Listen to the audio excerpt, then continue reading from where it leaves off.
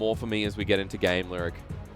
Because seeing Maple on Zoe and XX on Lee Sin, mid 2v2 presence. I mean, realistically, they're playing a pick comp, right? They have the Ash Arrow, they have the Sleepy Trouble Bubble, you have all the single target bursts coming out from the Lee Sin as well. All right, well, I'll look and we'll talk because we're going into game 1. And nothing rhymes with talk. Stalk. Bork. I look forward to Bork. Blade of the Ruin King. Ladies and gentlemen, I apologize. Let's go to FPX and LNG to see if FPX can start off the split right or if LNG can get some redemption after what we saw against Suning. A low expectations, a low bar for LNG, but they're here to prove us wrong on the Rift. So, what do you notice different? Well, it's actually airy for Maple, but Zoe, flexible champion with runes, as always. It's, it is going to be Duinby on the Jace, which, like I said, I checked Duinby's solo queue. He has actually played a bit of Jace, but he's been playing a ton of Renekton. A ton of Renekton and a ton of Aatrox. We saw it last year. Yeah. In 2019, Duinby would always play around with the flex opportunity. But I guess this time around, wants to be taking it to the mid lane with the Phase Rush Jace as well. As one of the 3 more common runes. Jace, it's always Phase Rush, Electrocute, or Conquer. You don't typically see Conquer or Jace in the mid lane because you're not getting as long extended trades because you're against things, like long-range burst mages, so it is all about those shorter trades. You also notice the fact that in the 2v2, there's a lot of chase with that Phase Rush landing on top as well. Problem is, you don't expect much of a 2v2 coming in from FPX's side. Jace obviously not having any setup for the Nidalee Spear. Still, Nidalee is a type of jungler that really just wants to get ahead in the jungle, get her own tempo, maybe go try to abuse the Lee Sin in the 1v1, but you do have setup topside from Khan, and that's done on his W. And we're going to be looking at jungler starting towards the bottom side here. Just notice where XX is. It was a blue buff start, now heading up for the double buff, which means he'll be in range of Khan pushing his wave. Yep, Khan trying to get the bounce back. He, of course, does win level 1 against Mordekaiser. Mordekaiser doesn't really come online until he has his full kit, can start getting that passive shield around him. Has been a favorite of Chenlun. Notice that Chenlun has only really come in this split. We saw him for the first time towards the end of LNG Split as Flandre. It was 5.5 years that he'd been playing consistently every single game. And for the first time ever, he took his day off. And now, Chenlun seems to be the starter here in this LNG roster. We know the off-season drama that's come through where Flandre back and forth trying out for the other rosters, but he's back on LNG, but not being used. Yeah, for anyone who doesn't know, LNG did put out a statement, officially that they did try to sell him, but Flandre wanted to stay on the roster. It seems like they ended up not finding a buyer, and probably creates a bit of an awkward situation. But Chenlun definitely does show some promise, showed some promise in LDL. Is more of a carry-oriented top laner. His champion pool really favors AP champions. He's a Vladimir main. Yep. Had also a very good game 1 against Suning on the Jace. Was the cleanest member, while everyone else was kind of getting slaughtered. So the promise of Chenlun, maybe it's another thing that could drive forward LNG. Right now, still getting pushed in, as you mentioned. The matchup here for Khan feeling pretty damn good. As the wave crashes yet again, wards put down, and you can see the deep vision up towards the top side that's been put by Khan as well, up towards the Krugs, in fact, where, not sure if it caught XX before, but he's now towards the bottom side, and Tien is in perfect position to shadow top, shadow mid, and hasn't been spotted out yet. Yep, he actually did catch XX on the ward, and both junglers just... Oh, flashing on in on top of Maple, that was... interesting. That was really strange. It was so much after the spear. Yeah. Net win Maple. Net win Maple. That was pretty questionable, but both junglers just, getting the Scuttle Crab on their strong sides. Nothing that strange. Both just full clearing, and now XX looking to use Maple's pressure just to get some vision. Which is nice. So Rose Rapids is going to be spawning as well. Let's look bottom, though, because Dwan might be caught on out here at half health. Poke's going to be returned, though, with a nice Mantra Inner Fire from Dwan. I noticed that Dwan has gone Comet in this lane. Couple of options there as well, Lyric, as a Karma main myself, an enthusiast. Airy or Comet. Or Omnistone. And I'm sure people will like to hear. But Exhaust down in this bottom lane, more importantly as well, is Tien going to be spotted out. One of the benefits of Ashe, as we've all seen, early scouting is available with the Hawk Shot. I want to see what XX and Maple will do, because Maple, of course, had priority in the mid lane, got that push, is now coming back to lane first, and now XX and Maple should find a window after this next wave to make something happen on the map. they could try to create pressure to topside with how far overextended Khan is. But Pings actually went down. I believe the ward expired as he came back up to his Krugs for the second time around. So, Khan very aware that he's here. And that Death Grass not going to do anything here against Renekton either. So back down he goes, and XX will walk towards Maple once again. Honestly, I think I would have enjoyed more just to see the Renekton in the mid lane. Just for the fact that, sure, Zoe's going to be able to harass you in the early levels, but you're going to get to a point where you can pretty much just ignore her like most Doinby's Bruiser champions. Yep. Just kind of clear out the wave if you get something like an early Tiamat, and then constantly look to push and move sides, and then help if Khan had been on the Jace and, you know, bully out the side lane matchup. Because I'm curious, what would the effect have been if you saw Khan against Chenlun? The Jace finds an even better lane than he's currently finding now against Zoe. Yeah. You'd do much better. And again, then you'd be able to have a stronger mid-jungle. You'd actually have a mid-jungle 2v2. Ah, very true. So, to where now, we saw how it worked out the first time, right? You throw the spear, if the spear missed, there's And apparently you flash in after that as well, yeah. And Doinby's level 6 now, not going to mean much on the Jace, but Maple now having Portal Jump is, and he still has his flash, remember, after that trade. Doinby's half the way there. Still, Doinby's going to do quite well if it does come down to trades now, since he was able to pick up that serrated Dirk, and, you know, Maple just sitting on the amplifying tone.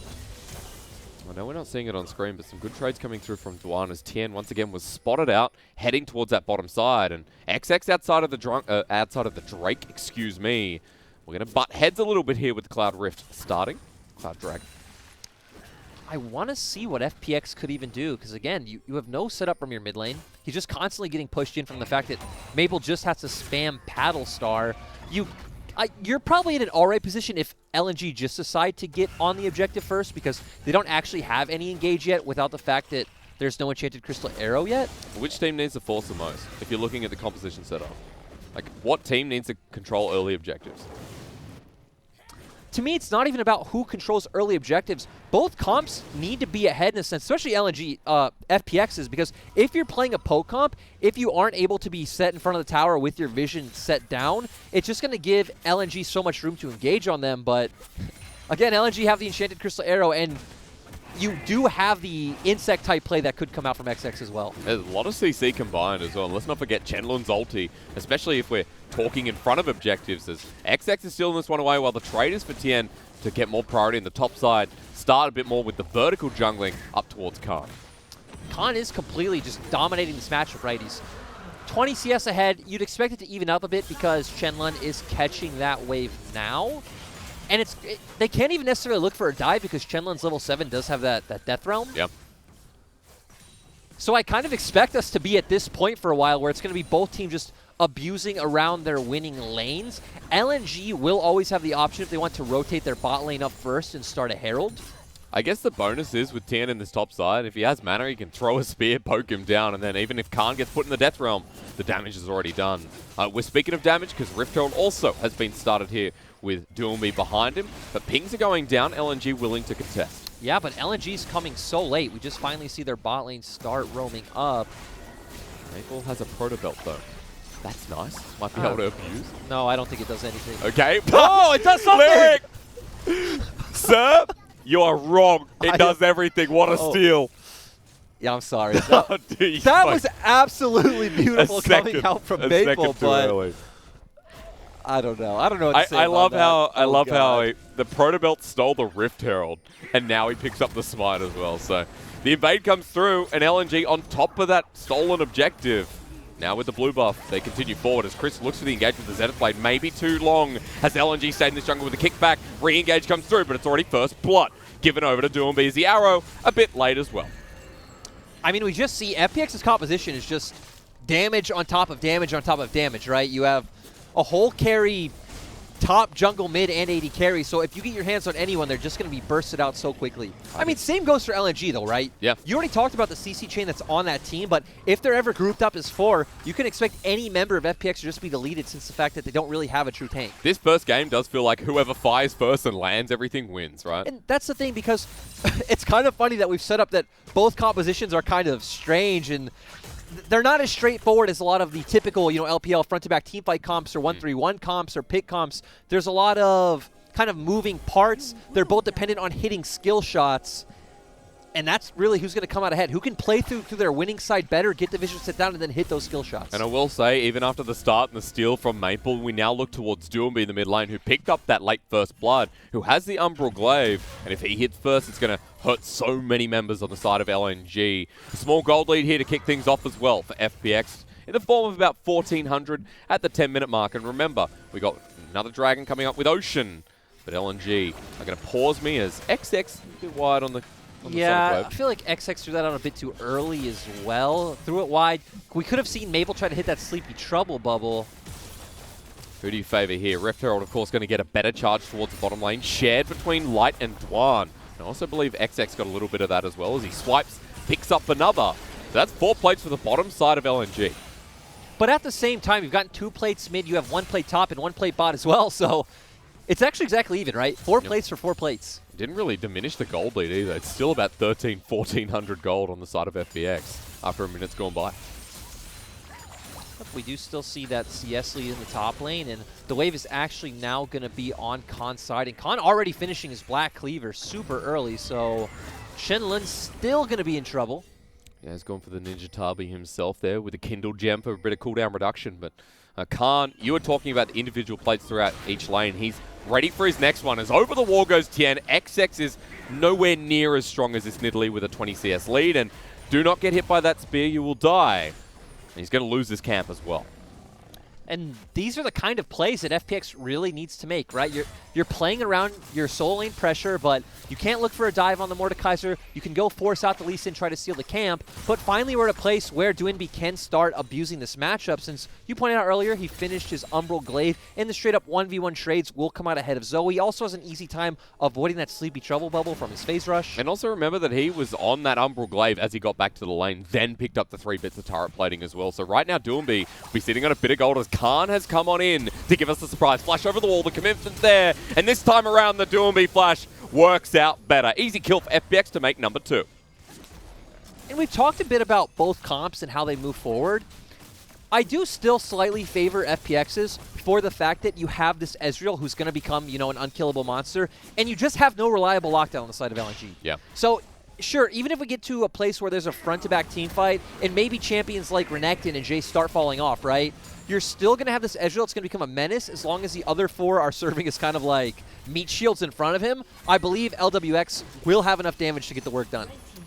Look towards that because he's been pretty calm in lane, but we're looking on screen because Doinby has picked up first turret of the game by himself. FPX with a 3k gold lead after that play. And this feels more like an IG game, right? Where you'd see rookie mid on the Jace, where you'd see on the top lane, maybe not the Shine Renekton, but you'd see these lane-dominant styles just bringing up those leads. This is an IG-style draft, right? This is what you would imagine you have, like, Puff and Southwind on in the bot lane. Or we can even look at top esports now. Jackie Love and Yu Yanja. In the top side is 3 champions like this that are all about winning lane individually while jungle covers, gets down vision, and wins that isolated 1v1 as well. It's that 20 CS lead in the top lane. It's the turret lead in that mid lane with 2 kills as well, with the stability of the bottom lane. LNG, all they can do right now is pick up these dragons, so that does put a condition on the board, but they got a Mountain Soul here with a rather squishier team. Which, I'd say this is great for either side. Sure, neither side is really going to be heavily stacking resistances. You should have a bit more on the side of FPX just because you do have a Leona support as compared to a Karma. But actually, let's take a step back too. What? We have LWX with the new Ezreal build, so if they can start stacking up the Mountain Drakes, that's going to be massive. But both sides are really squishy and rely on bursting down the enemy team, so who can ever get that Mountain Soul, the shield, it's going to be massive. Oh, I was talking about that yesterday with Dagda. What do you think of the Death Dance 3rd, 4th item? It's been told is pretty efficient so far. You don't need the extra damage from, you know, whatever item you could have bought otherwise. So getting not only the resistances, but all the life you get from that combined with the Blade of the Rune King, it literally makes Ezreal unburstable, which as an AD carry... Sorry, I've got to interrupt you because Chenlun almost just died from the poke of Doinby and Tien. He's going to come out of the death run with that perfectly land javelin toss. No minion wave, and he's going to survive for now. He's going to get away. Yeah, he is. The teleport's there, and Khan won't find him in time. Out he goes. You can't dive a Mordekaiser. We've talked about this. The fact that they did get him so low from the poke is actually pretty amazing, but... Yeah, and then he Death Realms and only manages to get out. So kudos over to Chenlun, who does survive, but the turret goes down in the end as well, while the rest of FPX move mid. But I'll say, we see LNG pushing the bottom side, but still, you're giving up so much pressure on the rest of the map, and okay, you're getting a turret, but FPX are also getting Rift Herald, so it pretty much evens out in the end. Especially when they place down that Rift Herald. I mean, there's a lot of options now for inner turrets, outer in the bottom side as well. And Tien has picked it up. Also note that now he's about a 30 CS lead over XX. That makes sense with the fact that he's on the Nidalee. Was just clearing his jungle the whole time. We saw him constantly abusing the pressure that Khan was generating and just going in and stealing XX's topside jungle. 2-level lead there as well as a side note. But it's item check time, Lyric. As the gold comes up on the left-hand side of our screen, Doomby is milestones ahead. He's got a Youmuu's Ghostblade and is still sitting on that extra longsword at the end of his inventory versus Maple, who only has that Luden's Echo. So right now, a full item ahead, even though it is a cheaper item, it's still massive. I mean, this is the big breaking point for Jace. And I'd say Jace or Nectin, right? When these two types of champions are in your composition, they're really the kind of sole focus on how your team's going to end up playing the game. So if FPX take fights right now, they're looking really good. As long as they dodge away from someone like Maple, as Chris goes over the wall, but maybe a little bit too deep. He doesn't have the support of Doomby, who doesn't have his flash either. Kicked over the wall. XX now wants to follow it up. The Sonic Wave connects, but almost dies with the Shock Blast combo. Yeah! That's the snipe by the pinky toe. Down goes XX. I mean, that was just absolutely beautiful. Chris going pretty deep by himself at first, but just he knows he has an 80 carry he can rely on and will finish off that kill once he goes in. And all planned, right? As Tien now going to do some sniping himself. The spear does indeed land, and Tien can't pounce over the wall. The range, probably not that much, but he's got a Rift Herald, and he's got his team pushing mid. FPX taking all with a 4K gold leader now, taking the fight as well. As the turret goes down, no more aggro. The damage onto Dwan as he goes golden, but can't. A little bit too deep here. He's in the Death Realm, and he'll die. With Chenlun coming out, Chris now has to flash away. LNG have picked up one, and they've got low health bars. The flash forward until the Blast Cone that I believe was hit by Chenlun. A bit unfortunate as Doomby now joins the fight, but Maple doesn't care. He's going to flash forward, and LWX has to dodge away from the sleepy teddy bear trouble bubble, whatever you want to call it. But FPX in the end, they get away. They get the turret at the same time. Like, it's great that LNG were able to pick up that kill, but we saw the problems with their comp against what FPX are running because, in all essence, it has the makings of a poke comp with the Zoe and the Karma, but you just don't have reliable engage. Chenlun had to flash in, and then if you're able to get away from the flash, which obviously the blasting plant there, LNG have no way to keep going. They're still behind by about 5,000 gold, but I will say I'm going to be the optimist. At least LNG got something. Yeah, we see here FPX going for the dive after the turret goes down. They have so much burst. Get Dwan so low, but good stopwatch from him, and great paddle start coming out from Maple. Crisp is able to flash away. Chenlun wanting to be the aggressive carry that we talked about, and was he the one who hit the blasting plant? Well, maybe not. Maybe I was wrong about that. Yeah, it kind of looked like it was Tien, but... Because it is a good hit. Yeah. I don't want to take anything away from Chenlun after picking up the first kill for LNG. As the arrow comes out. That's onto the support, the poke to follow. Teddy Bear lands once again. The True Shot Barrage doesn't connect as Doomby says, "G'day." And now running through the choke. Look at where Khan is. He can sandwich them down. LNG are walking through a precarious path. Doomby ready for the Shock Blast combo again. Hits Dwan. But again, we're talking poke comps here. This is going to continue all day. Exactly. Both teams are just going to throw their skill shots over the wall. Whoever controls vision should be the one to come out ahead. FPX walking back in, getting vision down, and looks like LNG are just going to give up this Drake if you look at where XX is on the map. All the way back right now. Probably interested in securing vision towards that top side with Baron coming up in a minute. First mountain picked up here for the side of FPX. And there is some resistance building on that Renekton, as you mentioned before. Also with Chris in the Chain Vest. It's going to be a bit punishing for LNG to deal with. We also see that LWX is going towards the Triforce rather than an Iceborne Gauntlet, which, you know, makes sense. You have triple AP on the enemy team. Sure. Also, Chenlun with his build going more towards a team fighting route, right? You are getting the Haunting guys, you have the Proto Belt, so it's all about getting in, dealing the AoE with your passive, rather than if you went for something like a Nashor's, which is about getting someone in your Death Realm and 1v1ing them. Which he's going to do right now, nonetheless, right? The Proto Belt has been used. We've got the Madness ticking up as well as Dominus as well. Khan's going to come out shortly, and there he is. As Light doesn't have the Enchanted Crystal Arrow just yet, so Khan flashes away.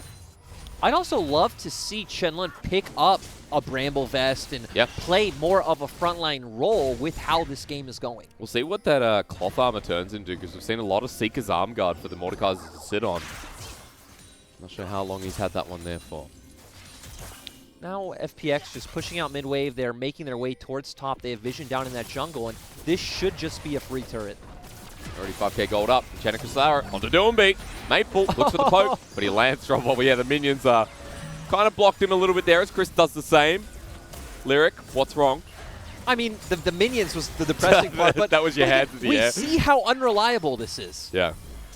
And at this point for LNG, I mean, they got to keep making the plays at this point. Doesn't have a QSS, doesn't have a cleanse or anything, just no one close enough to follow up, just waits out the stun and then walks away. Good dodge of trouble bubble yet again. Doombeat keeps firing this out. FPX really committing to the top lane already, but they haven't seen XX with a 3-man kick now. The Wombo comes through. That was great, but the follow-up needed as the Soulflare slows them down. Probable lands yet again in Maple. Now looking for the nuke, but blocked away by Chris. Doombeat Ignited has to flash away, but Light wants to follow this up. This Ash ain't got no chill. With XX over the wall, he misses the Sonic Wave, but it doesn't matter because LNG can still pace forward. LWX low on matter what. Chenlun comes in for the flank on top of Khan. They've got this 80 carry though, over the wall, over again. LNG have brought this game back. Yeah, they're finding the wins they need. Now it makes you wonder if they're willing to commit to a play like the Baron, which I'd say something they should want to do with the fact that they're 4k gold behind. XX, bit of a Starlight moment for him there for sure though. I can't wait to watch that one back. But LNG, gold bleed is still 5,000, but you can see how this comes together now. And they're taking it patiently. It seems like they feel better with the fact that they do have an 80 carry who's going to go and build crit. Yep. Zoe, of course, the more and more items, she's going to get to a place where she can one-shot almost any member on the side of FPX. Nice. And yeah, we see the engage coming through. Chris trying to dissuade them with his ultimate, but LNG just able to follow up so nicely. Great job, Maple jumping in, and Light playing so aggressively. The Blade of the Rune King active coming out. XX unfortunately misses another Q, but great job from Dwan and Light. Played this fight so well, just tethering their range so perfectly. A duo we didn't get to really see because it was always Dwan and Asura in spring, and now that Asura's left the roster, Light is the starting 80 carry. A good sign of life from a team that needs it. Maple also played that fight pretty well as well. We get to a point now where, again, reminder, the gold lead at the top of your screen, but 22 minutes in, the Baron's up, the threat of LNG finding another pick, now with their ultimates back and available. I'm also happy that we do see Chenlun did go the Bramble Vest route, so he understands the role that he needs to play in this composition. And now for LNG to find a win, it's going to be super dependent on the Enchanted Crystal Arrow, on XX either finding a good war jump into an ultimate, or some kind of like cheeky brush play. Or landing that trouble bubble as well, right? Yeah, exactly. Or if, even if he doesn't hit trouble bubble, right? If he hits some kind of insane paddle star from Fog of War can get someone on FPX low, their composition really needs all full HP, full cooldown, like champions there to interact the way it wants. Very, very true. Well, we're going to reset for a little bit here. Note that Dragon is up in 45 seconds. Another Mountain, of course, being the soul here is can't deny the blue buff. As it seems, it's given over to Maple before he has to get out of there. Yeah, like you said, the game going slow for the next 30 seconds. And these are the kinds of plays that we wanted to see from LNG, and I'm glad to see that they're looking for them. If Doinby steps... Oh, yep, bit too far forward. The arrow lands, but because of the range... That was not too far forward, though, was the problem, is there. Well, also the Merc Treads, I should note, are helping with that quite a lot as well. So Light, no arrow for a while, but at this point in the game, the cooldown isn't too much to deal with. At the same time, Dragon is about to come up, so I wish they would have been a bit more patient with that. Okay. Maybe spotted out LWX moving towards it now. 3 seconds. LNG without that ultimate as True Shot Barrage ticks over to Maple. FPX grouping his fight. And the player we really need to watch going into this next fight is Doinby. If LNG can single him out, maybe we can see Chenlun looking for a good flash Death Realm play. Nope, they want to go for Baron. I mean, he hit Light on the side as well, just notice. He's at half health. Doinby with 3 items plus the next serrated Dirk. You said LNG were going towards Baron. Well, they're just getting some wards for now and clearing out FPX. Nice trouble bubble. Not going to land. They're looking for the angle, but FPX just aren't giving it to them. Being an 80 carry against all this poke is threatening. And now they can just ignore it since they have Khan pushing in the bot side. They can just hover that side, threaten rotating more members over to take this turret. There's a Renekton with Demolish as well. Do a bit of damage. LNG have made the movement. FPX are pinging not for the Baron right now, looking for the recalls. They're not going to find it. Maple back in a safe brush, but over the wall, the Baron now. No, okay. Neither comp has a particularly fast Baron at this point, and the fact that both are so squishy just makes it so dangerous. Like, imagine if you're FPX here, you start Baron, you're all getting low from the Baron damage. Shenlong flashes in, Death Realms Tien.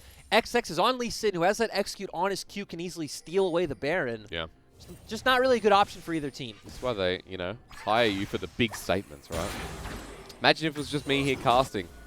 Hey, man, I don't feel like I offered any insane insight. You look at both of these drafts, and it's pretty out there. It's not the typical day in the LPL. Okay. Okay, that's why. You're just trying to be nice to me and obvious at the same time. I'm a big fan of apathetics. I'm just throwing it out there. You wouldn't know what I keep talking about how I'd love to do some play-by-play, you know, in a very monotone sort of way while you analyze. Oh, no, that was one day. Actually, no, it was two. It's probably not going to happen again. Mr. Clement Jew, I'm not sure if he was a fan of that one. A big shout out to our father. We also see Light is going towards that death stance as well, which we did see this build the other day on that, right? It's become semi-common on Ashe and Kalista as well, not only the Ezreal. I mean, we've been seeing a bit more of Ashe. It was funny enough, we saw it on the side of Kramer. For LNG, we'll bring you back to this game because they're clearing out vision once again. They have grouped up. And FPX separated to the side waves. Waves pushing in fact, in the top side. And eventually bottom. Card now grouping as well. Yeah, FPX do always have the option of playing a sort of 1-3-1 style composition, but that's one of the ways I feel you give LNG a chance to get back in the game by if XX and Shenlong just commit to one side, kill one of your carries, and then can go force a neutral objective. So I much prefer what FPX are doing, which is, you know, push the side waves out but continuously group mid. Force the attention of Maple, who's now answering one in the top side as well. FPX have the shove through mid here with LWX. Shenlong staying here for now. Khan reacting in the bottom side as well. And we're going to be lowing for a little bit longer. We can just get towards the next dragon and this continues forward. I mean, if you're FPX, you feel fine doing that, right? We've already talked about who can ever get this soul. It's going to feel extremely hard for the other side to come out ahead, especially with FPX just stacking up the Mountain Drake itself. Look at Khan's build. He's going to be a monster. It's going to be really hard to take him down.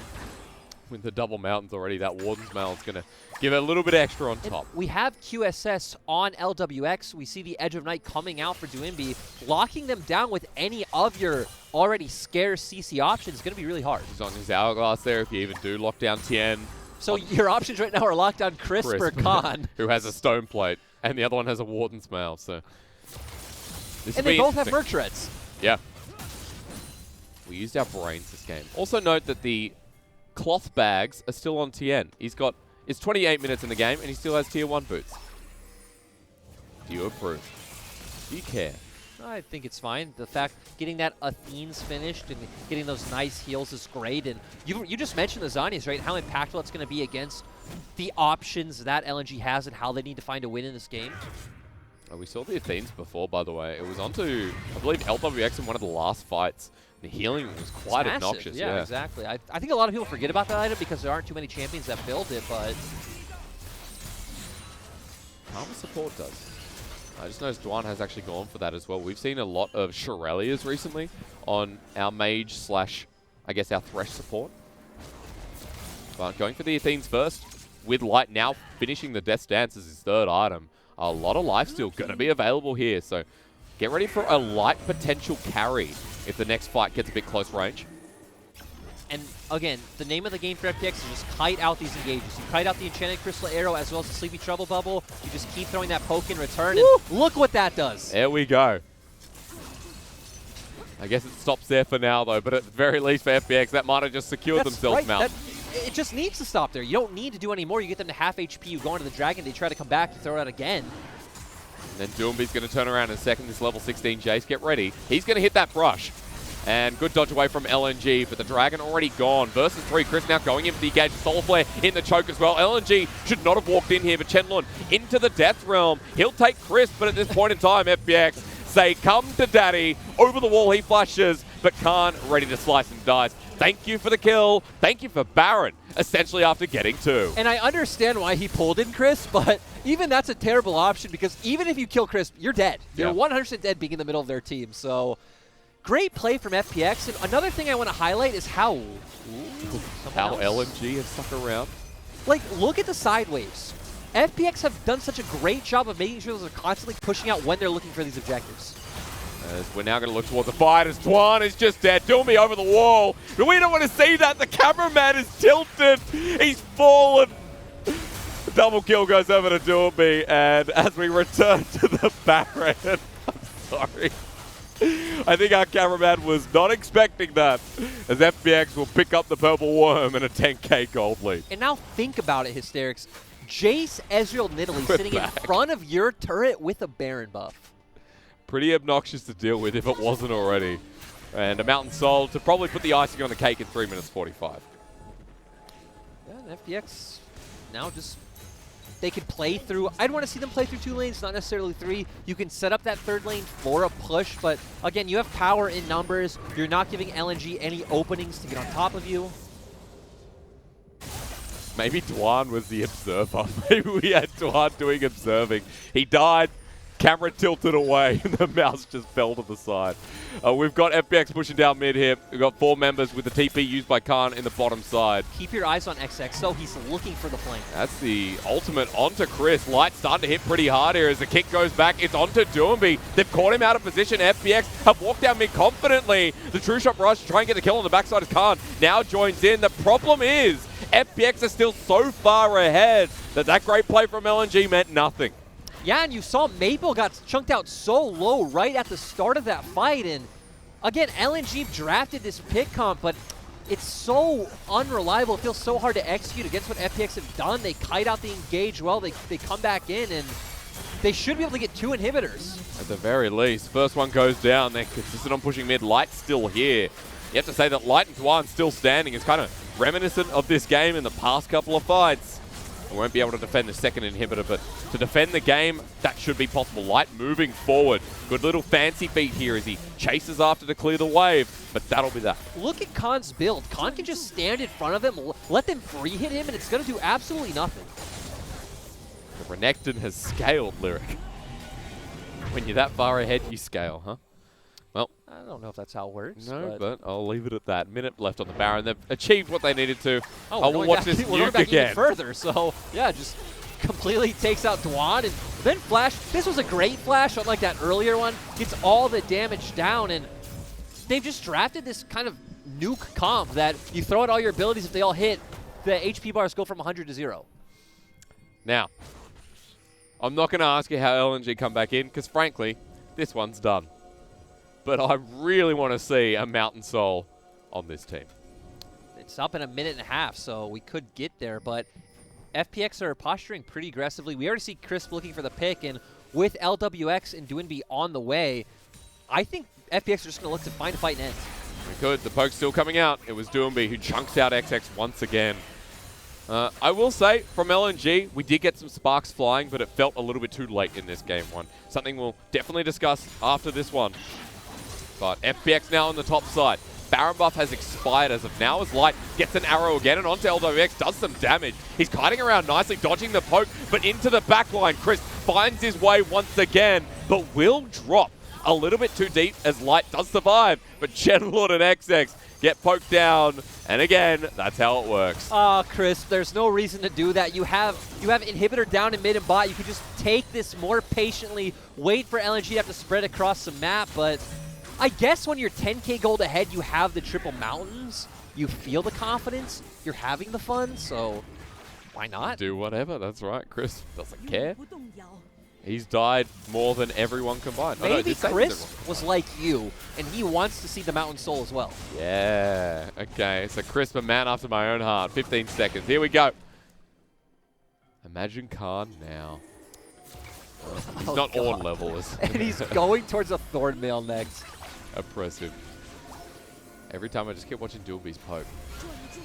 Doomby has been full items for a while. What happens when you get a cheap build? As XX at half health get the steal? Oh my god! Sonic Wave! That's stupid. There's Chenlun. There's no excuse for that one. There's nothing to Chenlun, say. I don't think you win this 1v1. Doom people come out of the Death Realm in a second, and after stealing the Mountain Dragon, LNG run into danger. The poke is good as XX still finds his mark, but onto the side, I'm not sure. Maple trying to carry this one as well, but look at Light. The Ash 80 carry. If they weren't so far behind, LNG probably would have won that fight. But Dwan, the only person left standing is Khan, and Crisp will take down the Remnants. And that's probably just going to be the end of the game. Super Minions are already pushing the Nexus. That's that. Light was so close to carrying that fight. Oh, they were so far behind, but ladies and gentlemen, 10K gold lead. Game number 1 here for FPX. Expectations hit, I would say, as Crisp and Khan just going to work their way through these turrets. No death time is going to stop this one either. And interesting cops flying here in game number 1, but FPX execute better. They take us to match point. That game went as expected, but also didn't go as expected from the way we saw FPX draft and play this game. But a great way to end, nonetheless, right? It was interesting. It was interesting. I was proven wrong with the Proto Belt.